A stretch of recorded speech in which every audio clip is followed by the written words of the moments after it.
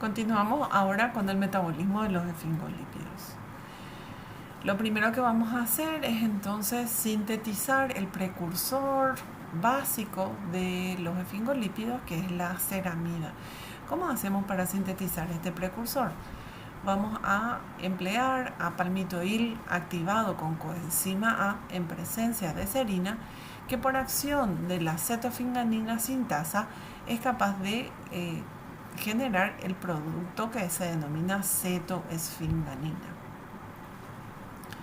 Este compuesto, como ustedes pueden ver, ya tiene el grupo amino, donde vamos a esterificar al ácido graso componente de estos lípidos.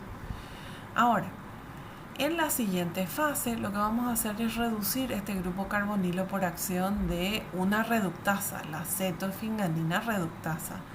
Recuerden que en este caso el poder reductor, los electrones necesarios para la reducción del compuesto, son cedidos por el NADPH, ya que estamos dentro de reacciones de síntesis.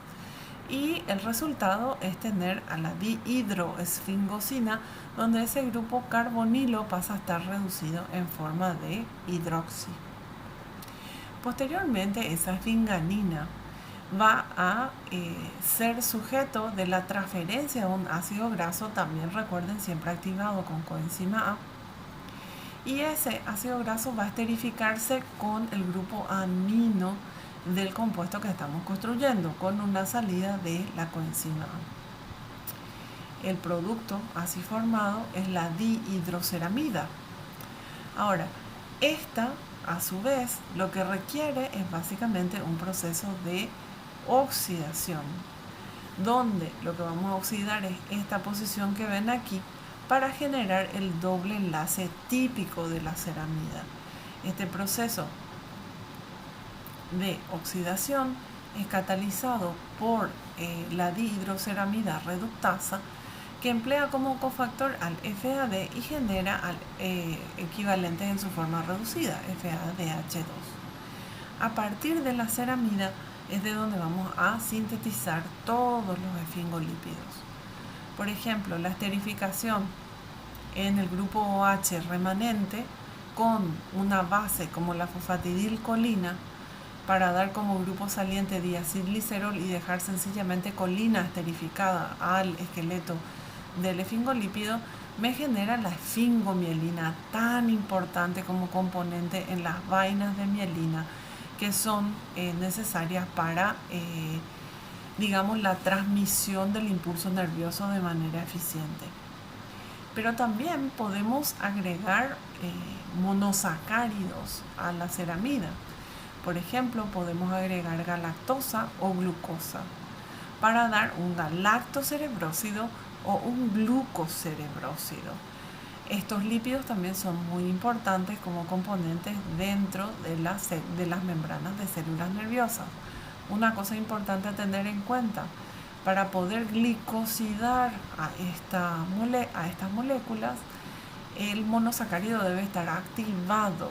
Si ustedes se fijan aquí, la activación conlleva su unión con un nucleótido. En este caso, tanto la galactosa como la glucosa están activados con UDP.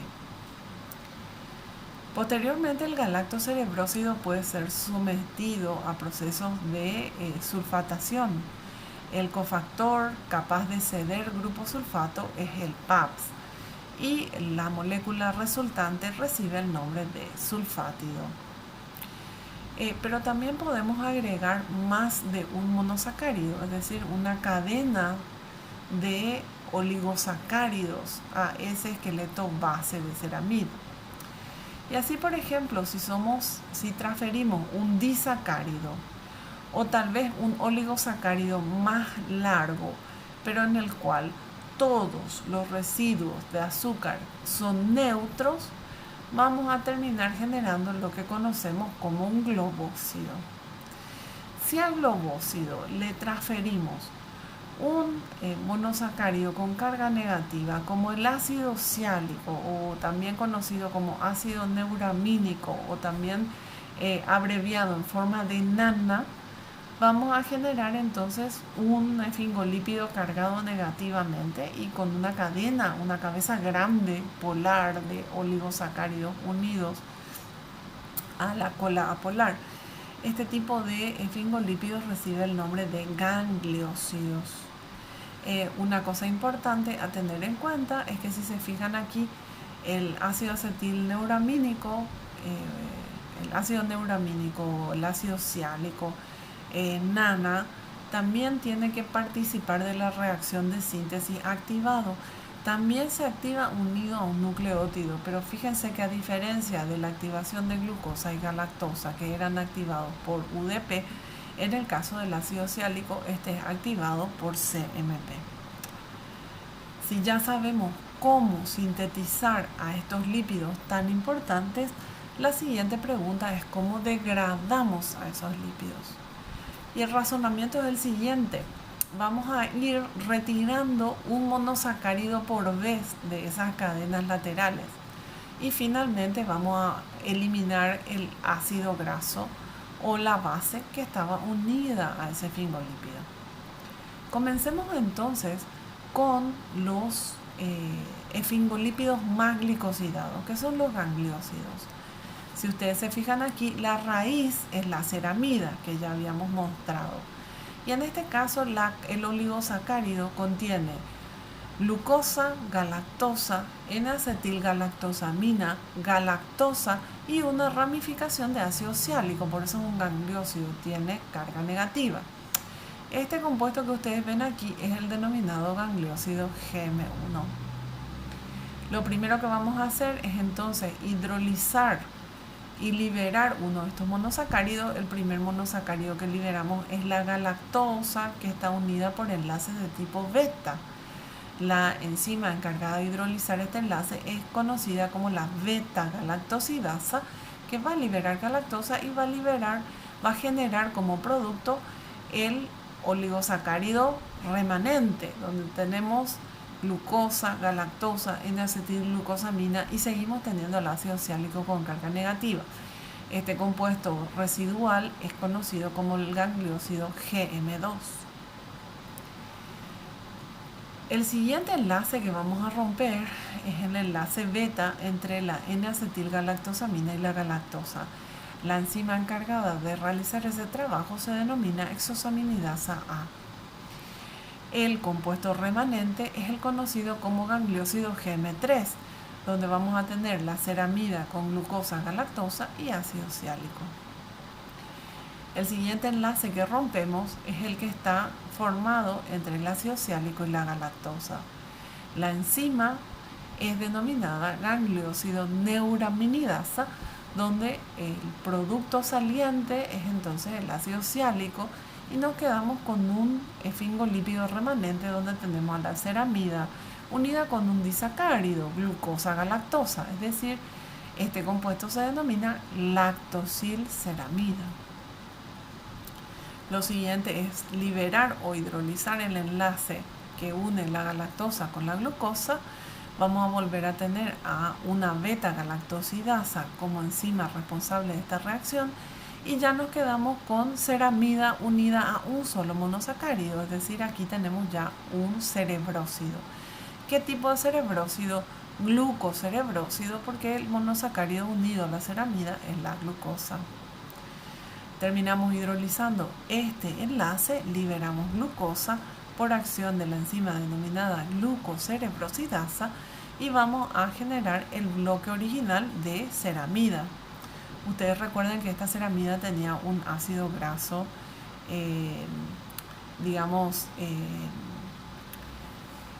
unido al esqueleto de la esfingosina, ¿verdad? Entonces, la siguiente etapa es romper ese enlace donde vamos a liberar el ácido graso y la esfingosina por acción de la ceramidasa. Ahora, ustedes recuerdan que en el caso de la esfingomielina teníamos a la ceramida unida a una base que era la colina. ¿Cómo degradamos esfingomielina? Básicamente va a ser sustrato de la esfingomielinasa que va a liberar esa base fosfocolina y va a generar ceramida, con lo cual volvemos a este punto este cruce que interviene en el metabolismo de todos los esfingolípidos. ¿Y qué pasa si lo que queremos degradar es un sulfátido? Como ustedes pueden ver aquí tenemos la ceramida, la lactosa y un grupo sulfato. Lo primero que liberamos es el grupo sulfato por acción de la aril sulfatasa y vamos a generar un cerebrósido, pero galactocerebrósido.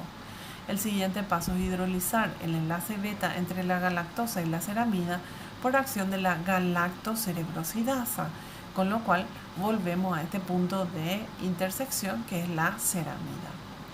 Pero ¿qué pasa si no partimos de gangliósido, no partimos de esfingomielina, no partimos de sulfátido, sino lo que queremos degradar es un globósido? Ustedes ven aquí que este globósido tiene la raíz de ceramida y un oligosacárido que no tiene ácido neuramínico, que no porta carga negativa, que es neutro. Entonces, este globósido va a ser sustrato de la actividad de la exosaminidasa, que pueden estar en su versión A o B, rompiendo el enlace beta entre la N-acetilgalactosamina y la galactosa. El resultado es tener a la ceramida unida a un trisacárido que se denomina triexosilceramida.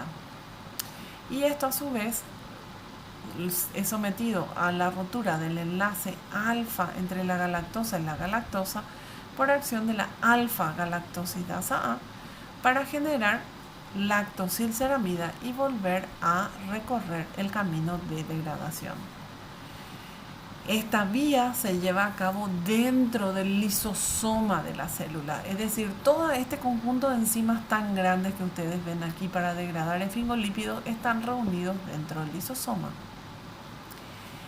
Y esta vía es tan importante que se han descrito mutaciones que afectan la actividad de estas enzimas y que generan errores innatos del metabolismo en diferentes etapas. Por ejemplo, si la enzima afectada es la beta-galactosidasa, vamos a tener que esta reacción no se lleva a cabo, que el producto que se acumula es el gangliósido GM1 y la enfermedad producida es la gangliosidosis GM1.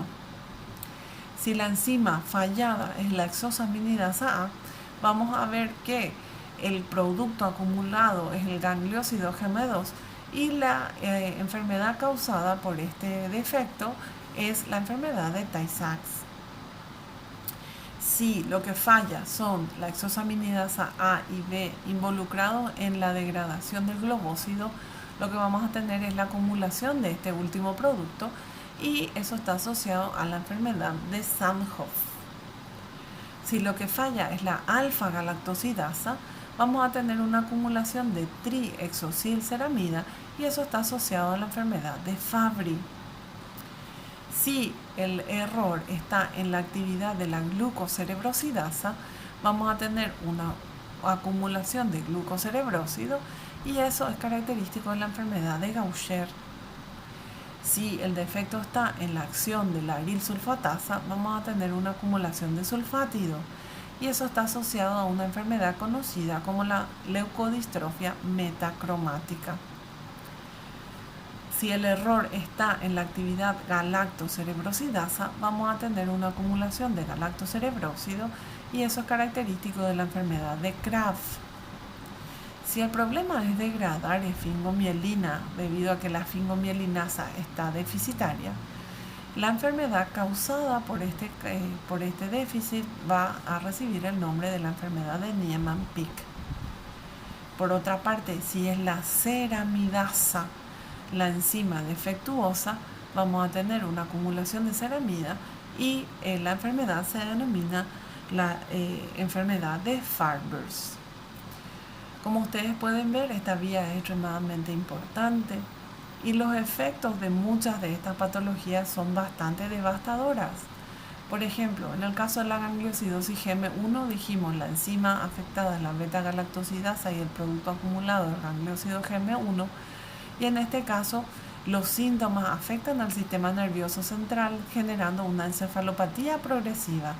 También afectan al crecimiento y el desarrollo intelectual y pueden conducir a una hepatoesplenomegalia. ¿Por qué? porque básicamente estos esfingolípidos se acumulan en los lisosomas. Los lisosomas comienzan a aumentar de tamaño y eso conduce a un aumento del tamaño de las células, que termina generando también un aumento del tamaño de ciertos órganos. Dentro de ellos los más afectados son el hígado y el vaso. En el caso de la enfermedad de Tay-Sachs, la enzima afectada es la exosaminidasa A, el producto acumulado es el gangliósido GM2, y aquí los síntomas asociados a los daños del sistema nervioso incluyen convulsiones, retraso mental y decrecimiento, hepatoesplenomegalia, como habíamos dicho anteriormente, pero además de eso también tienen un toque muscular, debilidad muscular, pérdida de la visión, ceguera y sordera, e incluso una cosa muy característica en la retina del ojo de estos niños afectados, donde se ve una mancha de color rojo cereza. En el caso de la enfermedad de Gaucher, la enzima afectada es la glucocerebrosidasa, lo que se acumula es el glucocerebrósido, y lo que vemos en los niños es un retraso mental y del crecimiento, una hepatoesplenomegalia masiva, impresionante, e incluso en este caso hay efectos sobre la médula ósea. Estas células de Gaucher con esos lisosomas cargados de lípidos terminan afectando a las células madre que generan los glóbulos rojos, los glóbulos blancos y las plaquetas. Y entonces estos pacientes con Gaucher tienen bajos glóbulos blancos, bajas plaquetas, bajos glóbulos rojos, y terminan entonces generando cuadros de anemia, peligros de sangrado, es decir, por la trombocitopenia, y también una tendencia muy alta a las infecciones debido a los bajos recuentos de glóbulos blancos. No solo afectan estas células cargadas de lípidos, no solo afectan a las células madre, médula ósea, sino que también debilitan otros huesos, con los cuales estos niños afectados de Gaucher pueden tener múltiples fracturas óseas. La pregunta es cómo se trata todo esto. En realidad, el tratamiento debería ser el reemplazo de la enzima, ¿verdad? Nosotros debemos darle la enzima normal para que el producto no se acumule, o sea, el sustrato no se acumule. Dentro de este esquema de terapia de reemplazo enzimático ha sido exitoso, sobre todo en el tratamiento de Gaucher. Hoy en día, la glucocerebrosidasa se produce de forma recombinante, es decir, se produce la enzima humana en otros sistemas de expresión, que pueden ser microorganismos tan sencillos como una levadura.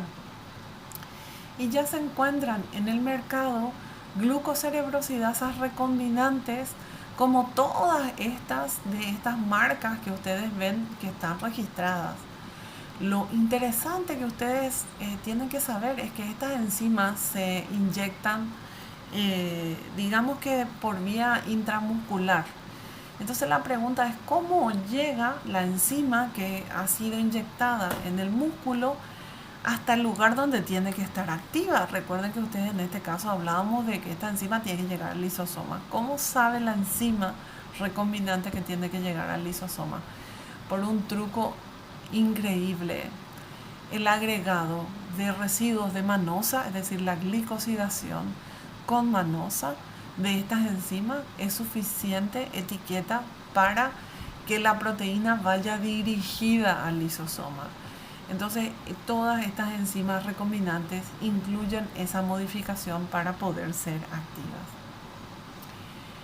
Este es uno de los tratamientos más exitosos, pero recuerden que en el caso de estos niños con enfermedad de Gaucher, estas proteínas recombinantes son extremadamente caras y las inyecciones son de por vida para que realmente estos efectos tan devastadores no se den en los niños. ¿Cómo se ven las células de Gaucher?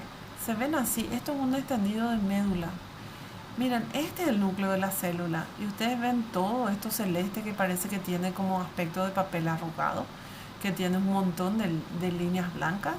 Pues todas estas líneas blancas, todo toda la célula es un lisosoma gigante. Todo eso es un lisosoma. Y todas estas rayas que ustedes ven son los agregados de esfingolípidos que no han podido degradarse. Eso es lo que se llama una célula de Gaucher, que tiene ese aspecto de papel arrugado. En el caso de la enfermedad de Niemann-Pick, la enzima deficiente es la esfingomielinasa. Lo que vamos a ver es una acumulación de su sustrato, la esfingomielina.